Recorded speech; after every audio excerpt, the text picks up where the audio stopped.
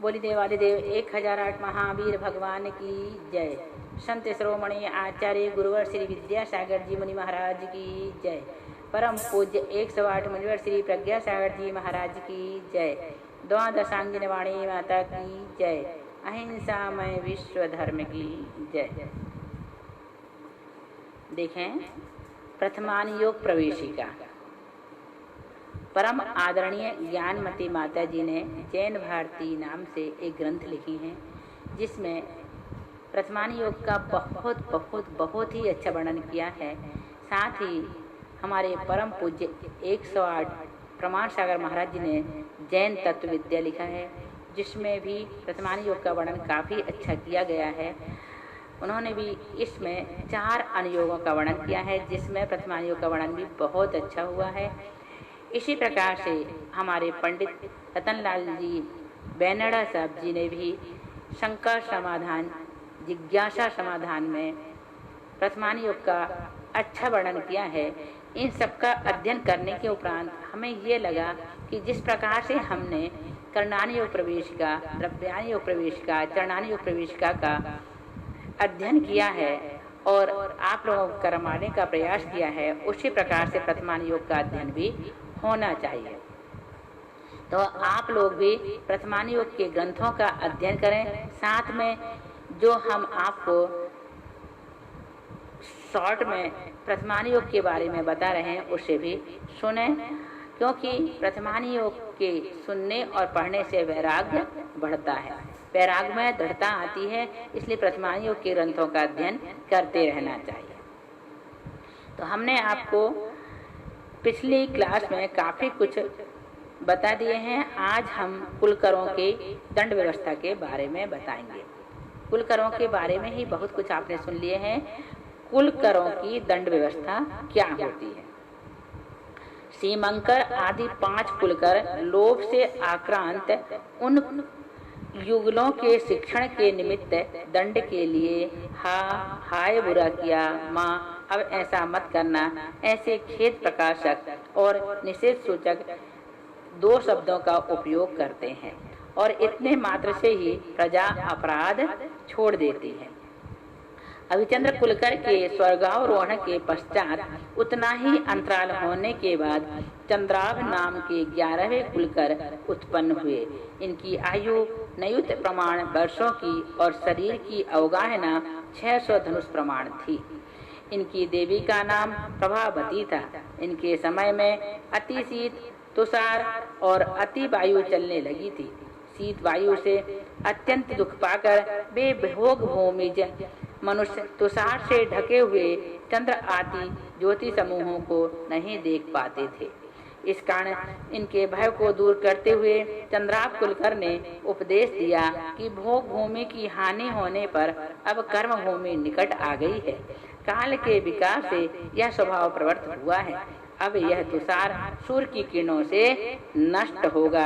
यह सुनकर प्रजाजन सूर्य की किरणों से दैत्य को नष्ट करते हुए कुछ दिनों तक अपनी संतान के साथ जीवित रहने लगे। चंद्राभ कुलकर के स्वर्ग जाने के बाद अपने योग अंतर को व्यतीत कर मरुदेव नामक 12वें कुलकर उत्पन्न हुए। इनकी आयु नयुतांग वर्ष प्रमाण और शरीर की ऊंचाई 575 धनुष की थी। इनकी देवी का नाम सत्या था। इनके समय में बिजली युक्त मेघ गरजते हुए बरसने लगे। उस समय पूर्व में कभी नहीं देखी गई कीचड़ युक्त जल प्रवाह वाली नदियों को देखकर अत्यंत भयभीत हुए भोग भूमिज मनुष्यों को मरुदेव कुलकर काल के विभाग को बतलाते हैं, अर्थात काल के विकार से अब कर्म भूमि तुम्हारे निकट है। अब तुम लोग नदियों में नौका डालकर इन्हें पार करो, पहाड़ों पर सीढ़ियों को बनाकर चढ़ो और वर्षा काल में छत्र आदि को धारण करो। उन कुलकर के उपदेश से सभी व्यक्ति नदियों को पार कर पहाड़ों पर चढ़कर और वर्षा का निवारण करते हुए पुत्र कलश के साथ जीवित रहने लगे थे। पहले यहाँ युगल संतान उत्पन्न होती थी, परंतु इसके आगे युगल संतान की उत्पत्ति को दूर करने की इच्छा से ही मानो मरुदेव ने प्रसेनजित नामक के पुत्र को उत्पन्न किया था। इसके पूर्व भोग भूमिज मनुष्यों के शरीर में पसीना नहीं आता था, परंतु प्रसेनजित का शरीर पसीने के कणों से सुशोभित हो उठता था। वीर मरुदेव कुलकर ने अपने पुत्र प्रसेनजित का विवाह विधि के द्वारा किसी प्रधान कुल की कन्या से विवाह कराया था।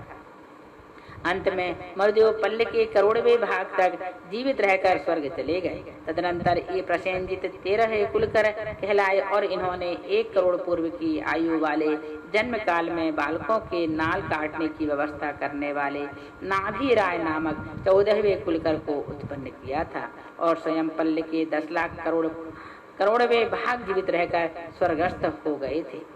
इन 12वें कुलकरों के स्वर्गस्थ होने के बाद समय व्यतीत होने पर जब कर्मभूमि की स्थिति धीरे धीरे समीप आ रही थी, तब प्रसेनजित नाम के 13वें कुलकर उत्पन्न हुए। इनकी आयु 1 पर्व प्रमाण थी और शरीर की ऊंचाई 550 धनुष की थी। इनके अभिमति नाम की देवी थी। इनके समय में बालकों का जन्म जरायु पटल में वेष्टित होने लगा था। यह क्या है? इस प्रकार के भय से संयुक्त मनुष्यों को इन कुलकरों ने जरायु पटल को दूर करने का उपदेश दिया था। उनके उपदेश से सभी भोगभूमिज प्रयत्नपूर्वक उन शिशुओं की रक्षा करने लगे थे। इसके बाद ही नाभिराज नाम के 14वें कुलकर उत्पन्न हुए थे। इनकी आयु 1 करोड़ वर्ष पूर्व की थी और शरीर की ऊंचाई 525 धनुष की थी। इनकी मरुदेवी नाम की पत्नी थी। इनके समय बालकों का नाभि नाल अत्यंत लंबा होने लगा था। इनकी नाभिराय कुलकर उसके काटने का उपदेश देते हैं और वे भोग भोज मनुष्य वैसा ही करते हैं। उस समय कल्प वृक्ष नष्ट हो गए, बादल गरजने लगे, मेघ बरसने लगे। पृथ्वी पर स्वभाव से ही उत्पन्न हुए अनेकों वनस्पतियां, कायिक औषधि, धान्य आदि दिखलाई देने लगे। धीरे धीरे बिना बोए ही धान्य सब ओर पैदा हो गए। उनके उपयोग को न समझती हुई प्रजा कल्प वृक्षों को नष्ट हो जाने से अत्यंत क्षुधा वेदना से व्याकुल हुई।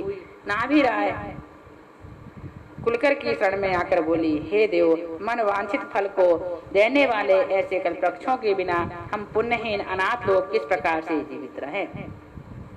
जो ये वृक्ष, शाखा, अंकुर, फल आदि उत्पन्न हुए हैं, उनमें कौन तो खाने योग्य है और कौन नहीं? इनका क्या उपयोग है, यह समय हमें बतलाइए। इस प्रकार के इनके दीन वचनों को सुनकर नाभिराज बोले, हे भद्र पुरुषों, ये वृक्ष तुम्हारे योग्य है और ये वृक्ष छोड़ने योग्य है। तुम लोग इन धान्यों को खाओ, गाय का दूध निकाल कर पियो। ये इच्छू के पेड़ हैं, इन्हें दांतों से या यंत्रों से पेल कर इनका रस पियो।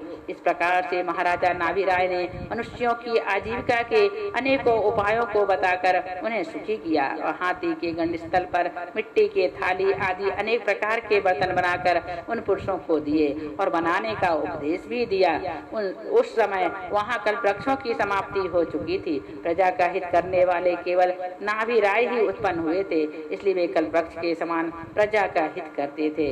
इस प्रकार से यहाँ पर हमने आपको कल्प वृक्ष कुलकरों के बारे में बहुत कुछ बताया है। इसके बाद हम ये बताएंगे कि ये 14 कुलकर कहाँ से आए थे। बोलिए महावीर भगवान की जय।